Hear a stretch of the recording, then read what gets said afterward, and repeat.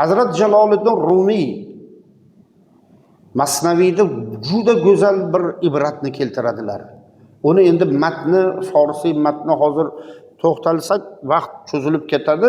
Shunda ajoyib bir ibratliki, unda ko'p narsalarni uzatib ketadi. Har bir satri uni ibrat. Har bir satri Qur'onning mag'zi.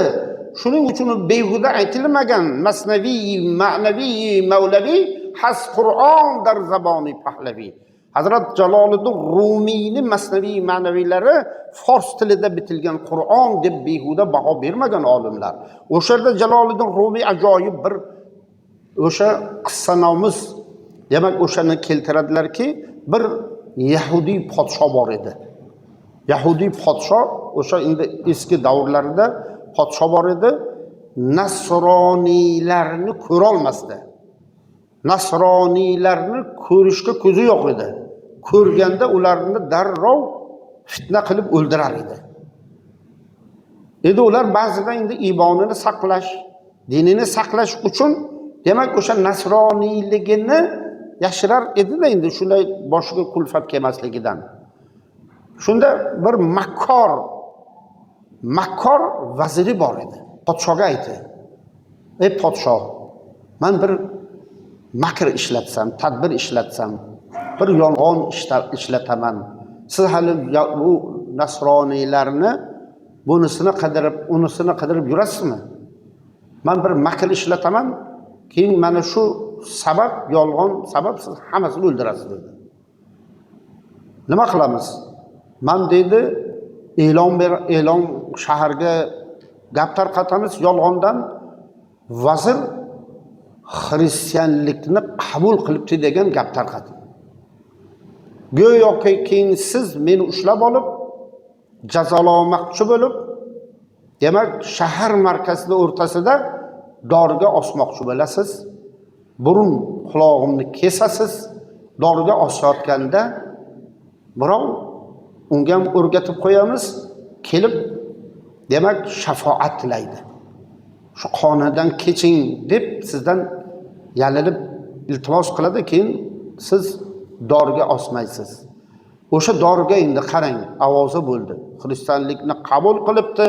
Podsho endi uni ko'rib, bu kirdikoridan xristianlikni qabul qilganligidan demak uni burun qulog'ini kesib, shahar o'rtasida, xaloyiq o'rtasida dorga osishga endi olib borganda bir odam kelib yalinib, endi qo'ying, shuncha vazirlik qildi, xizmatlarini e'tiborga olib, endi bir mayli dorga osmangu jazolash uchun bir sahroda etib tashaylik, hech bo'lmasa deb yalinib, hali podsho ham bu endi kelishilgan.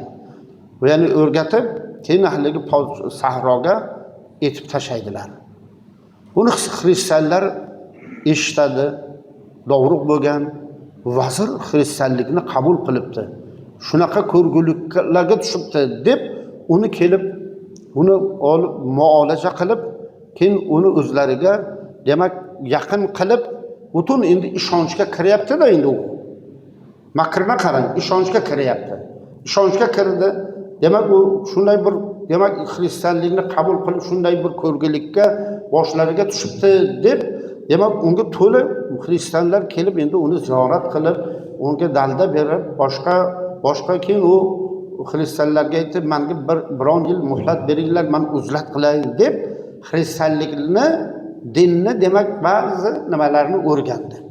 Endi u o'zlariga u rahbar bo'ldi, o'sha o'zlariga rahnamo bo'ldi, rohib bo'ldi. Go'yoki demak hammalari rohib bo'lgandan keyin endi hammani bildi. Keyin o'sha xaloyiqni chaqirdi. 12 ta qabilani rahbarlari bor, qabila sardorlari bor, gapi o'tadigan odamlari bor. O'shalarni bitta-bitta chaqirdi. Ana endi sen mendan keyin meni joyimga joynishin bo'lasan, o'rinbosar bo'lasan. Senga xat yozib beraman. Xristianlik mana bunday deb unga yozib berdi. Buni men to dunyodan o'tmasam ochmaysan deb unga yozib berdi. Ikkinchi qabilaning sardoriga unga ham boshqa shariatni buzib ko'rsatib yozib berdi. uchinchisiga ham xuddi shunday qildi, to'rtinchisiga va hokazo hammasiga shu holatni qildi. Hammasini qilgandan keyin ana endi u birontalaringiz bu xatni ochmaysizlar, keyin men dunyodan o'tgandan keyin hammasiga shu nimani aytadi. Mendan keyin sen bo'lasan, mendan keyin sen bo'lasan deb ularga aytayapti. Ani dunyodan o'tdi. Buni nima qildilar? Endi ular nasroniylar endi o'zimizga kimni rahbar qilamiz? Kimni biz o'zimizga sardor qilamiz, rahnamo qilamiz deganda haligi bittasi turib, ana bu kishi menga vasiyat qilgan mana qog'ozi deb turdi o'rnidan. Ikkinchisi turdi, sen nima deyapsan? U kishi menga yozib bergan, menga jonishim bo'lasan deb. Uchinchisi turibdi, sen ham yolg'on gapiribsan, u kishini menga yozib bergan deb hokazo hammasi turdi 12 kishi. O'rtada boshlandi janjal, urush, qirg'inbarot. Bittasi kuchlilari qoldi. O'sha qolgani endi ma'lum bo'ldi. Qolgani bir-bir hammasi o'ldi, ko'plasi. Ana endi o'shalarni ham podsho olib, ularni ham qatl qildi hammasini. Nasroniylarga shunchalik adovati bor edi. Yahudiy podshoni.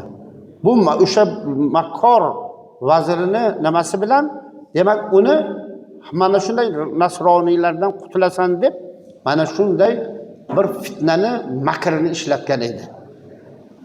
Ana endi Jaloliddin Rumiy keltiradilar. U kishi keltiradigan narsa shuki, Alloh taolo Tavrotda ham, Injilda ham Rasulullohni bashoratlarini bergan. Ahmad ismini keltirgan va mana shunaqa payg'ambar chiqadi deganda haligi ba'zi toifa nasroniylar o'sha Rasulullohni o'sha bashoratlarini o'qiganda ta'zim qilar edi. Ta'zim qilar edi. Nomlarini eshitib ta'zim qilar edi. Rumiy aytadilarki, demak qarang, mana shu Rasulullohni muborak ismlarini eshitib ta'zim qilgan qavm omon qoldi. Rasulullohga hurmatan, nomlariga hurmat ko'rsatganligidan Alloh ularni bu makkor Yahudiy podsho vazirini makridan amon saqladi. Rasulullohning nomlariga hurmat, ehtirom ko'rsatganligi uchun. Endi biz Rasulullohning nurlariga, shariatlariga, u kishining sunnatlariga, olib kelgan bu dinlariga biz ul zotga ergashsak qanday bo'ladi? Qanday bu musulmon demak amonda bo'ladi? Ba'zida insonlar aytadi, dunyoda ba'zi musulmonlar hamisha hozir xorlikda, urushda o'sha musulmonlar. Nimadan? Rasulullohga, sunnatlariga, dinga mukammal amal qilmaslikdan. O'zimiz dinga amal qilyapmizmi? Rasulullohga to'liq ergashyapmizmi? Musulmonman deb ig'vo qilsa, fitna qilsa, aka uka ko'rmas bo'lsa, yo'q birovga dindoshiga mana shunday aldab, mana shunday fitnalarni qilsa, qanday bo'lmasa ki musulmon xor bo'lmaydi.